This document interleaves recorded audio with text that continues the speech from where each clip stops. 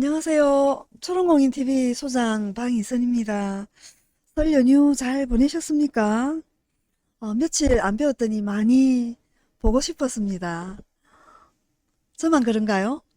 오늘은 이제 설 이후에 재개발 지역에 그동안 초롱에 오시는 분들은 재개발에 깊이 있게 공부가 되어 있으시고 많이 알고 계신 분들이 사실은 참 많이 오셨습니다. 근데 또 가끔씩은 또 이제 재개발에 대해서 이제 공부를 좀 해볼까? 이런 분들도 계시잖아요. 그런 분들한테 또 좀 쉽게 좀 다가갈 수 있는 그런 재개발 지역의 내용으로 또 한번 찾아뵙기도 하고자 합니다. 오늘은요, 제목처럼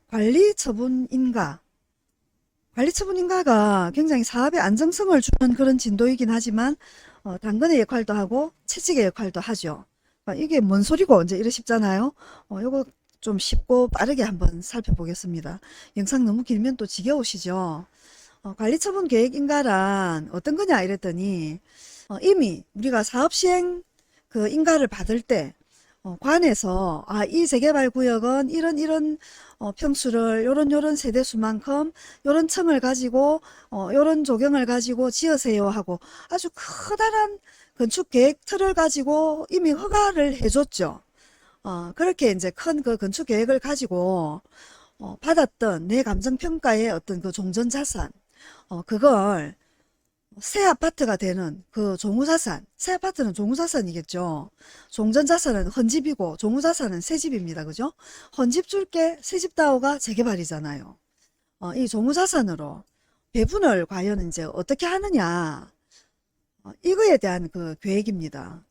소유권을 권리로 어떻게, 새 아파트를 받을 권리로 어떻게 바꾸느냐. 그게 이제 이 관리처분 계획인가인 거죠. 쉽게 정리를 하자면요. 이거도 뭐 법 조문 찾아서 어렵게 설명드리려 하면 한도 끝도 없게 뭐 또 어렵게 설명이 가능하지만 그래 놓으면 또 불인이로 재개발 공부하고자 초롱이 오신 분들은 도대체 저게 무슨 외래를 하고 있는 거야 또 이렇게 되잖아요. 그래서 오늘은 아주 쉬운 모드로 이 관리처분 계획을 딱 한마디로 더 쉽게 정리하면 나의 종전자산은 얼만데 그 종전자산 얼마인 걸 종후자산 새 아파트는 84 타입으로 내가 선택을 했더니 그 84 타입 선택을 한 앞으로 더 내야 될 추가 분담금은 얼마가 더 남았네 하는 이런 거에 대한 정리예요. 그걸 그냥 쉽게 그냥 단어로 정리를 하면요. 이해되시죠? 헌집은 1억, 새 아파트는 3억이라 하면 2억을 더 내야 된다. 이거를 조합원들 간에 A의 헌집 가격은 얼마, B의 헌집 가격은 얼마, C의 헌집 가격은 얼마, 그리고 당신은 84를 신청했네? 그러면 얼마를 더 내야 되고, 당신은 5구 신청했네? 얼마 더 내야 되고, 이런 관계를 정리하는 거라는 거죠. 그런 거고요. 큰 틀은 그렇고요. 그 다음에 이제 관리처분인가가 딱 나고 나면 이제 할 수 있는 건 이거는 현금 청산자의 입장에서는 아주 아픈 채찍일 수도 있겠습니다. 그죠? 어, 감정평가가 너무 커서 그냥 구분상가 하나 하자니 도저히 그냥 성에 안 차가지고 막 소송까지 가면서 그냥 현금 청산을 하셨던 큰 빌딩을 갖고 계신 분들 그런 분들 굉장히 억울한 분들도 계십니다. 재개발 지역 안에는. 그 다음에 이제 임대차 보증금을 임대인이 안 내주는 거예요. 돈을 못 받아서 임차인도 이사를 못 나가고 있고 이런 분들도 계시죠. 그런 분들. 그 다음에 다양한 모습의 어떤 현금 청산을 받으시는 분들은 이제 수용 재개를 신청을 하겠죠.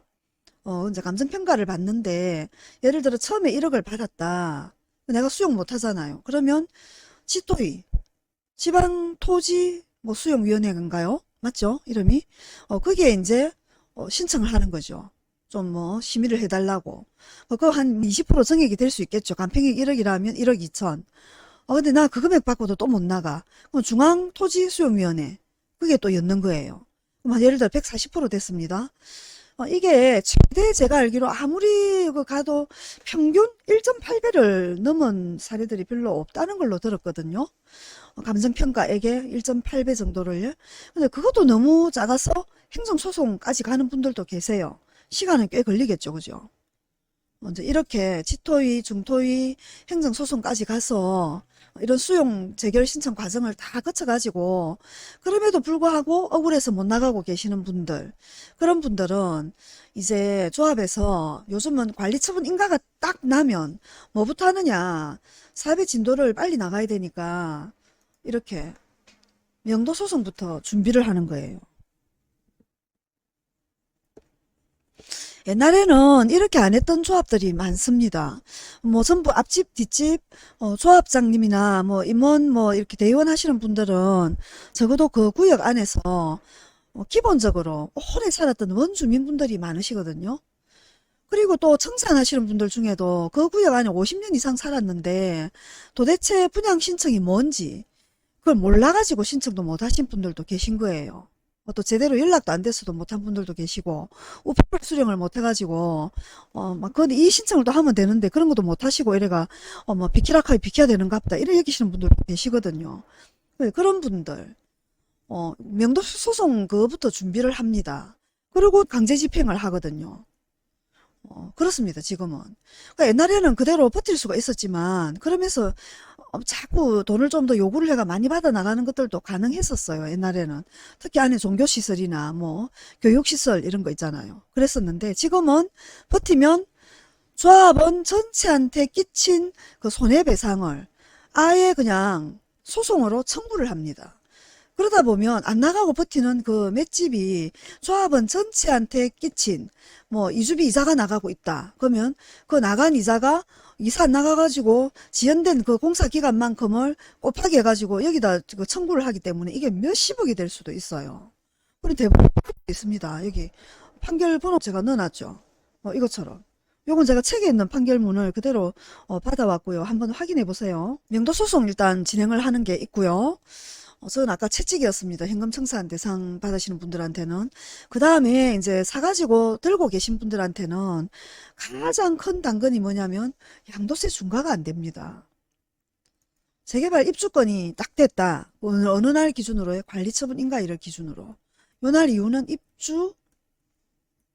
입주권이거든요. 권. 권리는 중과라는 말이 없습니다. 중과는 어디에만 있나요? 주택에만 있습니다. 조정 대상 지역 안에 주택에만. 관리처분이 나는 순간에 입주권이 되기 때문에 가장 큰 당근이 뭐냐면 그냥 일반 세율이에요. 중과 안 되는 겁니다. 근데 관리처분 인가일을 기준으로 그 2년 이전부터 보유하고 있었던 주택이고 이 집 하나만 있다. 이러면 이건 입주권이 돼도 비과세 혜택은 주죠. 다른 게 없다라고 보면. 관리처분 인가를 이전에 비과세 요건을 갖추었던 경우에 이런 혜택도 있고요. 그 다음에 이제 승계조합원의 경우에는 소득세법 시행령 156조의 2, 3항, 4항, 요거는 3년 이내 양도, 4항은 3년 경과, 완공 2년 안까지 종전주택 양도 비과세 해주는 겁니다. 승계조합원의 경우에 B가 입주권이고 승계조합원이고 A가 비과세 요건을 갖춘 오래된 집인 경우에 혜택이 이렇다는 거죠. 이런 혜택도 있고요. 그 다음에 또 반대로 A를 하나 갖고 있었는데 얘가 재개발이나 재건축이 됐어요. 그래서 집지을 동안 이사를 나가기 위해서 B를 샀어요. 요거는 소득세법 시행령 156조의 2, 5항 대체주택에 대한 또 비과세 혜택도 있습니다. 요건을 갖추면. 요런 거는 굉장히 큰 뭐예요? 당근이죠. 그리고 또 채찍도 있습니다. 이렇게 투기과열지구 안에서 내 이름으로 관리처분 계획인가를 받았어요. 내 이름으로. 그럼 이 말인 것은 내 이름으로 재개발의 관리처분 인가 이꼴은 뭐하고 같으냐면요. 일반 분양의 당첨과 뭐 같이 거의 관리가 되더라고요. 재당첨 금지 제한이. 투기과열지구 안에 5년입니다. 5년. 세대주만 그런 게 아니고 전체 세대원이 전부 다 요거는 똑같이 적용을 받습니다. 그래서 내가 재개발 지역에 그동안 한 50년 동안 살았어요. 온 가족이 안에서 알콩달콩 살았어요. 그 자녀들이 다 성인이고 뭐 다른 데 직장도 다니고 있습니다. 이러면 관리처분 받기 전에 얼른 아들 딸부터 바깥으로 내보내야 됩니다. 내 품 안의 자식이지 관리처분 인가 받기 전에는 그냥 밖으로 자식들을 다 쫓아내야 되는 거예요. 그게 자식을 도와주는 거예요. 같이 있다가는 어떻게 해? 똑같이 그냥 재당첨 제한을 같이 적용받습니다. 투기과열지구에 있다라고 하면요.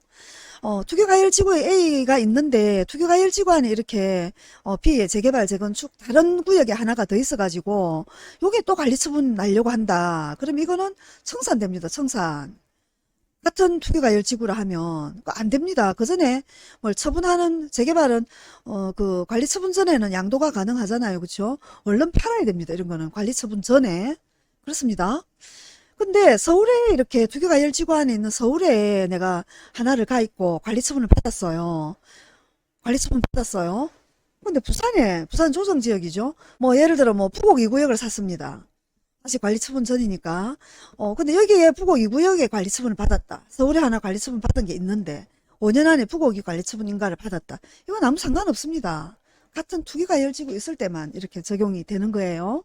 이것도 한 번씩 전화로 질문이 들어오거든요. 정리되셨죠? 이거는 채찍이네요. 그쵸? 뭐 5만 대 다 당첨돼도 뭐 인정해주면 좋겠구만. 안 해준답니다. 요렇게 오늘 아주 짧게 그냥 깊지 않게 얕게 핵심만 한번 훑어봤습니다. 관리처분 인가를 기준으로 중과가 없어지고 그 입주권 자체는 일반 세율이 된다. 굉장히 큰 당근. 그 다음에 투기과열지구 안에서는 내 이름으로 관리처분 받았다.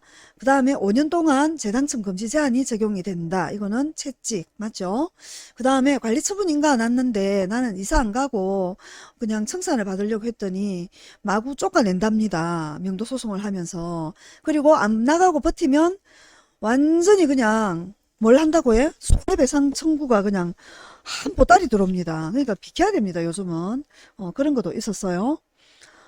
그 다음에 이 관리처분 계획인가라는 거는 조합원과 조합원들 사이에 돈 관계를 정리하는 거. 내가 헌집을 주고 새집 받을 때 얼마 정도가 더 추가되는지 그런 관계 정리 그런 거를 얘기를 한 곳이 관리처분 계획인가입니다. 그리고 뭐 어느 사업구역이 만약에 관리처분 계획 인가가 낮다. 그런 구역은요. 사업이 거꾸로 그냥 무산되기도 쉽지가 않습니다. 이미 이주비가 지급되고 있고 이자가 나가고 있고 뭐 이런 곳들은 이제는 시공사가 뒤에서 이렇게 다들 그 핸들링을 하죠. 그래서 그건 앞으로 가는 게 더 쉽지 뒤로 가는 건 안 쉽거든요.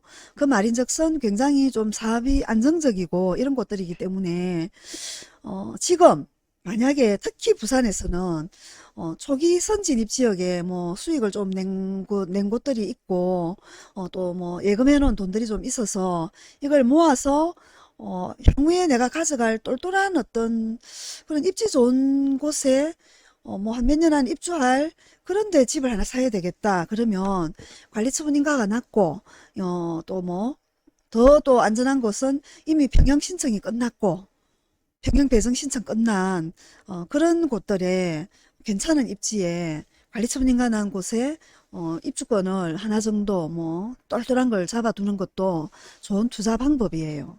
굉장히 안전한 진도거든요. 한번 주변 시세와 이렇게 비교를 하셔가지고 아직 그 시세보다는 더 갈 금액이 남았다. 그러면 그 갈 금액만큼은 안전마진이잖아요. 그런 걸 한번 체크하셔가지고 한번 검토해 보시는 것도 권유드립니다. 명절 끝에 며칠 동안 못 뵙다가 이렇게 뵀는데요. 좋아요 눌러주시면 좀 도움 많이 됩니다.